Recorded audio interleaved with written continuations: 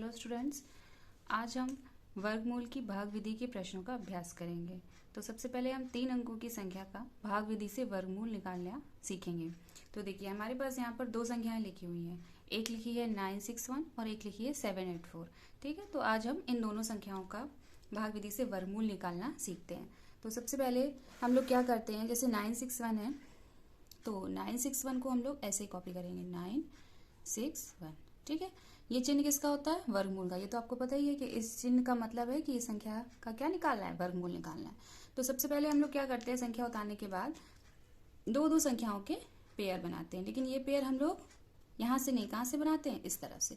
तो सबसे पहले हम लोग 2 संख्याएं जैसे 1 और 6, इसको लेके एक पेयर ये बन गया। दूसरा पेयर अपना 9, और 9 के साथ दूसरा अंक है नहीं, तो हम लोग क्या करेंगे, धीरे से 0 को ऐड कर लेते हैं। हमारे पेयर बन गए, एक 61 का, एक 9, 0 और 9 का। तो अब हम देखेंगे कि जो 9 है वो ऐसी कौन सी संख्या है जिसका वर्ग करने पर हमको मिलता है। तो इसके लिए आपको 1 से 9 तक के वर्ग लिख के रखने पड़ेंगे। देखिए इस तरह से आप लोग भी लिख के रखिएगा वर्ग। ये स्क्वायर्स हैं, जैसे 1 का स्क्वायर है तो क्या होगा, 1 इंटू 1 क्या आएगा 1, 2 का स्क्वायर 2 इंटू 2 4, 3 का स्क्वायर 3 इंटू 3 9। तो हम लोगों ने इसी तरह हमने 9 तक लिख रखे हैं। अब हम क्या करेंगे कि हम ये देखेंगे ये जो 9 है वो कौन सी संख्या का स्क्वायर है। तो 9 किसका स्क्वायर है, 3 का। 9 किसका स्क्वायर है, 3 का। तो हम यहाँ पर क्या लिखेंगे, 3 3 जा या 3 3 9। ठीक है, इस तरीके से लिख दिया। लिखने के बाद जो संख्या हम लिखेंगे उसको क्या करेंगे, घटाएंगे। तो 9 में से 9 गया, हमारा क्या आ गया, 0। अब इस वाले अंक को, जो ये अंक यहाँ पर लिखा है, इसको यहाँ पे लिख के धीरे से हम लोग क्या कर देते हैं, ऐड कर देते हैं, जोड़ देते हैं। अब हमारा अगला पेयर, अब हम क्या करेंगे, अगला पेयर जो हमारे 61 को, इसको यहाँ पे नोट करेंगे। अब हमको यहाँ पे इस जगह पर ऐसा अंक लिखना है कि जो अंक हम यहाँ लिखें वही तो हमको यहाँ लिखना पड़ेगा। तो जब हम इसका इस संख्या में मल्टीप्लाई कराएं तो हमको क्या मिले, 61 ही मिल जाए। तो देखो देखने से पता चल रहा है यहाँ पे इकाई का अंक क्या है, 1।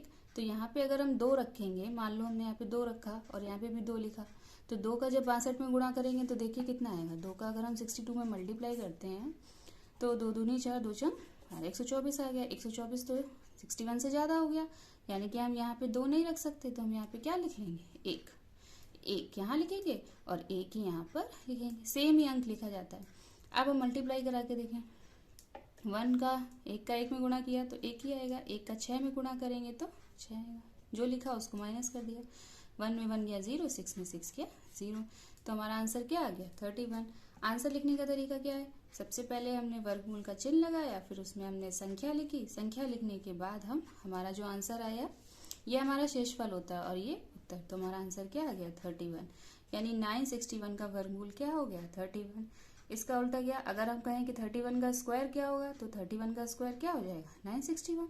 कि भाई 31 का अगर हम 31 में मल्टीप्लाई करेंगे, गुणा करेंगे, तो हमको क्या मिल जाएगा, 961। अब देखते हैं दूसरी संख्या। दूसरी संख्या हमारी क्या है, 784। तो इसको भी वही तरीका है, सबसे पहले हम संख्या उतारेंगे 784। इसके बाद पेयर बनाने होते हैं, तो पेयर बनाने के पहले हम इस तरह से लाइन खींच लेंगे। अब 784 है तो यहाँ पे भी हम क्या करेंगे, पेयर बनाएंगे। पेयर हमेशा याद रखिएगा कहाँ से बनाते हैं, पीछे से, इकाई की तरफ से। तो यहाँ पे 8 और 4 का एक पेयर बन गया। 7 क्या है, अकेला है, तो यहाँ पे कोई अंक नहीं है, तो हमने क्या किया, 0 ऐड कर लिया। तो इस तरह से ये भी 2 अंक हो गए।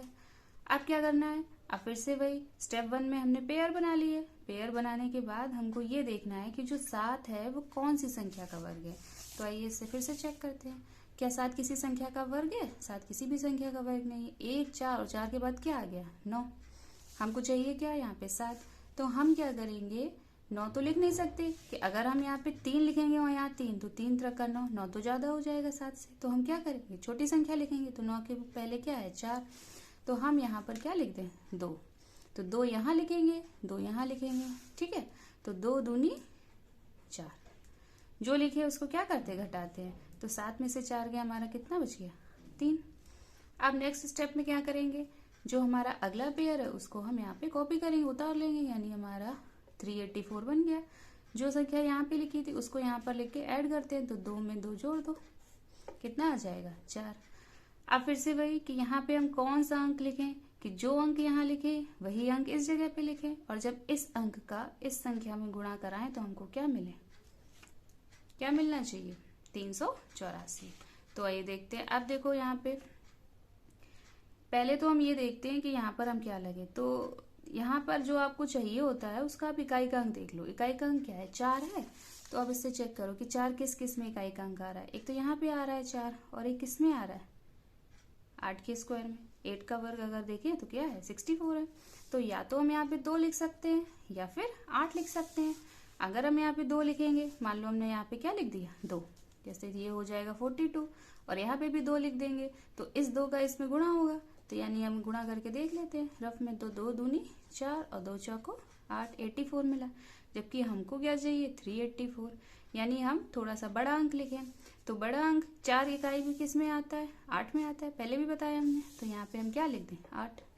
तो 8 हम यहाँ लिखें और 8 यहाँ पे भी लिख दें। अब गुणा करके देखो, 8 का पहाड़ा 8 बार, तो 8 8 64, तो 64 की 4 आ गई।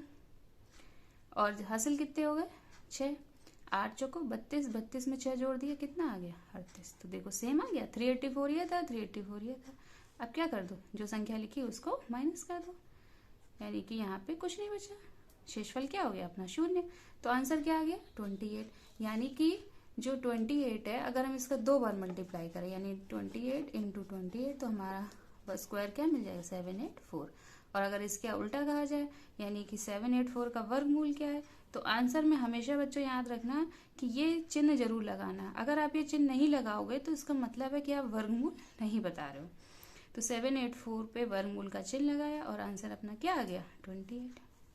तो इस तरह से हम 3 अंकों की संख्या के वर्गमूल ज्ञात कर सकते हैं। वही है, सबसे पहले पेयर बनाओ। पेयर बनाने के बाद आप ये देखो कि ये जो संख्या है फर्स्ट पेयर वाली, वो कौन सी संख्या के वर्ग के आसपास है। जो संख्या है उसको लिखो, फिर माइनस करो, फिर क्या करेंगे, अगला पेयर उतारेंगे, इस वाली संख्या को ऐड करते हैं। ऐड करने के बाद यहाँ पे संख्या देखते हैं कि क्या लिखें कि हमारा वही संख्या मिल जाए। अगर संख्या पूर्ण वर्ग होगी तो हमारा शेषफल 0 होगा। अगर कोई संख्या पूर्ण वर्ग नहीं होगी तो यहाँ पे शेषफल कुछ बचता है, कुछ ना कुछ रहेगा, यहाँ पे 0 नहीं रहेगा। तो ये दोनों ही संख्या क्योंकि पूर्ण वर्ग संख्याएं थी, जिनका आज हमने भाग विधि से वर्गमूल निकालना सीखा। वीडियो अच्छा लगा हो तो वीडियो को लाइक करिए और चैनल को सब्सक्राइब करिए। Thank you.